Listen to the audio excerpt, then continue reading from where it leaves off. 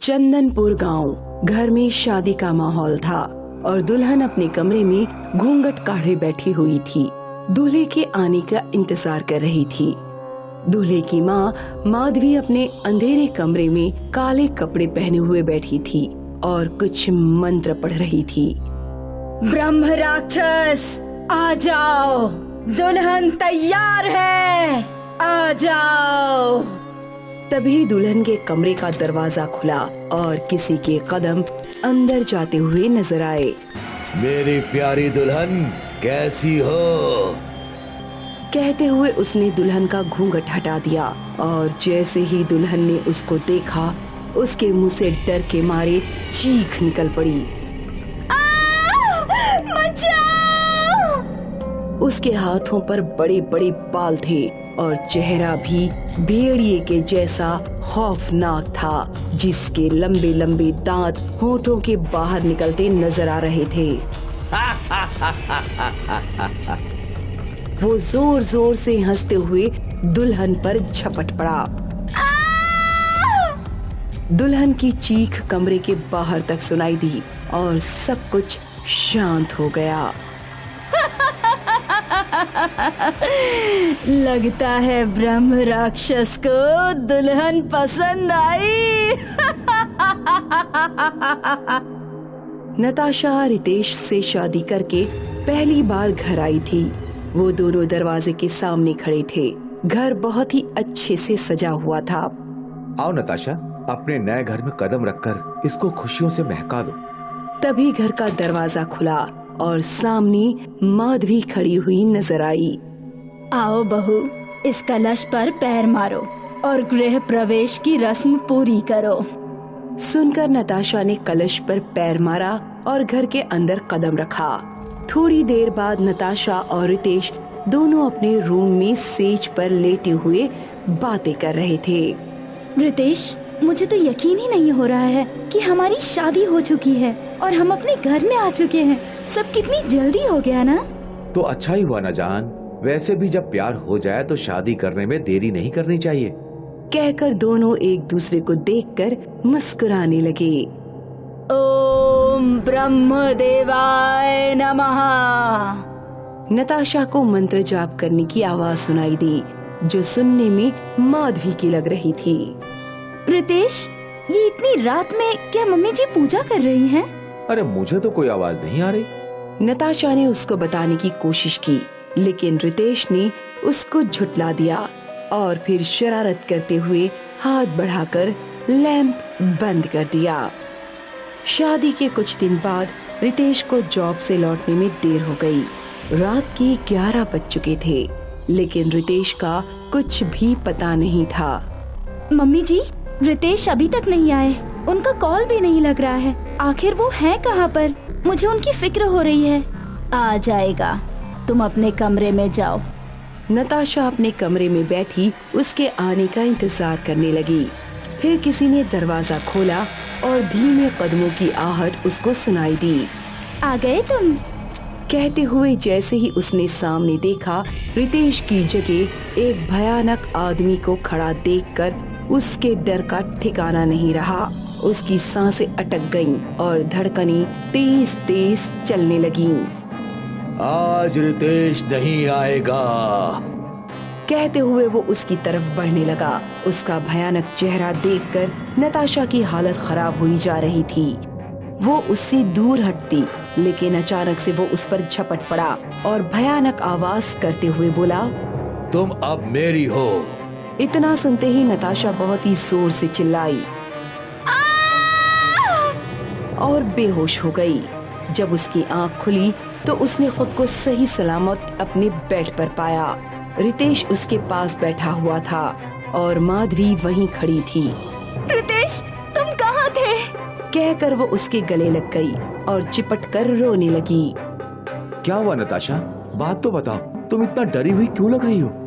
वो बहुत ही भयानक था। न इंसान था, न जानवर। मैं बता नहीं सकती। वो इतना कहकर उससे आगे नहीं बोला गया और फिर से रितेश से चिपटकर रोने लगी। इसे कुछ नहीं हुआ है, जरूर कोई डरावना सपना देखा होगा। ऐसा नहीं है, मैं जाग रही थी। उसने मुझ पर हमला भी किया और उसके बाद मुझे कुछ भी याद नहीं। रिलैक्स नताशा, तुम सो जाओ। समझो कि वो सिर्फ एक सपना ही था। नताशा उसकी बात सुनकर चुप तो हो गई, लेकिन उसको लग रहा था कि ये लोग उससे कुछ न कुछ छिपा रहे हैं। उसी रात एक और आहट हुई। रात के 3 बजे थे। नताशा को घुंघरू की छन छनाहट की आवाज आने लगी और उसकी आंख खुल गई। उसने देखा कि रितेश चुपचाप सोया हुआ है, तो उसने उसको जगाए बिना ही अपने पैर जमीन पर रखे और उस आवाज को सुनते हुए कमरे से निकल गई। आवाज का पीछा करते करते वो इसी तरह घर से बाहर गार्डन में पहुंच गई। वहां उसने देखा कि लाल साड़ी पहनी एक औरत आगे चलती जा रही है। नताशा उसके पीछे पीछे काफी आगे तक निकल गई। फिर वो औरत अचानक से रुक गई और नताशा की तरफ पलटी। उसकी आंखें लाल लाल चमक रही थीं। कौन हो तुम? मैं रितेश की पहली पत्नी हूँ। तुम यहाँ क्या कर रही हो? मेरे पास ज्यादा वक्त नहीं है, वो आ जाएगा। कौन आ जाएगा? वही राक्षस जिसने तुम पर आज हमला किया था। कौन है वो? क्या सच्चाई है उसकी? माधवी के कोई औलाद नहीं थी। खुद की औलाद पाने के लिए उसने सब कुछ किया, लेकिन तब भी उसका कोई बच्चा नहीं हुआ। इसलिए उसने अपनी ख्वाहिश पूरी करने के लिए काली दुनिया के देव ब्रह्म राक्षस की तपस्या शुरू कर दी। ब्रह्म राक्षस ने सबसे पहले उसके पति को मारा और फिर उसको एक दिन के लिए अपनी काली दुनिया में ले गया। जब वो वापस आई तो उसके कुछ महीनों बाद उसको रितेश पैदा हुआ। इसका मतलब है कि रितेश उस ब्रह्म राक्षस की औलाद है, एक शैतान की। हाँ, लेकिन सिर्फ उसके पैदा होने पर ही बात खत्म नहीं हो गई थी। ब्रह्म राक्षस ने माधवी से एक वचन लिया था कि रितेश के 18 साल के हो जाने के बाद वो अपनी 3 नई दुल्हनों को ब्रह्म राक्षस को समर्पित करेगा। उसकी पहली बीवी को ब्रह्म राक्षस ने अपना शिकार बनाया, फिर दूसरी बीवी मैं थी। मुझे भी रितेश ने पहली रात को ही ब्रह्म राक्षस के हवाले कर दिया और उसने मेरी जान ले ली। तो इसका मतलब है कि उसकी तीसरी बीवी मैं हूँ और मुझे भी वो उस राक्षस के हवाले कर देगा। हाँ, वो ऐसा ही करना चाहेंगे, लेकिन तुम्हारे पास खुद को बचाने का और उन दोनों माँ बेटों को खत्म करने का एक मौका है। प्लीज मुझे बताओ कि वो कैसे हो सकता है। तुमको वो दोनों माँ बेटे एक विधि के जरिए ब्रह्म राक्षस को समर्पित करेंगे। अगर उस विधि को पूर्णमासी की रात ठीक 1 बजे के टाइम पूरा नहीं किया गया तो ब्रह्म राक्षस नाराज हो जाएगा और इन दोनों का खेल खत्म हो जाएगा। कहकर उसने नताशा को उस विधि के बारे में सब बताया और ये भी कि उसको रोककर वो अपनी जान कैसे बचा सकती है। सब बात बताकर वो औरत गायब हो गई और फिर नताशा भी अपने घर वापस आकर चुपचाप रितेश के बराबर में लेट गई। कुछ दिन बाद जब पूर्णमासी की रात आई तो माधवी हाथ में दूध का गिलास लिए नताशा के कमरे में आई। लो बेटा, हल्दी वाला दूध। आज से रोजाना इसको पीना शुरू करो। नई दुल्हनों के लिए अच्छा होता है। ये सुनकर नताशा समझ गई कि इसमें जरूर बेहोशी की दवाई होगी, क्योंकि आज रात ये उसकी बलि देने वाले हैं। इसलिए उसने दूध का गिलास लेकर उसको पास रख लिया। मम्मी जी, मैं थोड़ा ठंडा होने देती हूँ, फिर इसे पी लूंगी। ओके? ये सुनकर माधवी कमरे से चली गई और नताशा ने उसके जाते ही दूध खिड़की से बाहर फेंककर खाली गिलास टेबल पर रख दिया। अब नताशा आंखें बंद किए सोने का नाटक करने लगी। दोनों माँ बेटों ने अपना काम शुरू किया। कुछ देर बाद वो अपनी विधि की सारी तैयारी कर चुके थे। माधवी और रितेश मंत्र पढ़े जा रहे थे और अब 1 बजने में 1 ही मिनट बाकी था।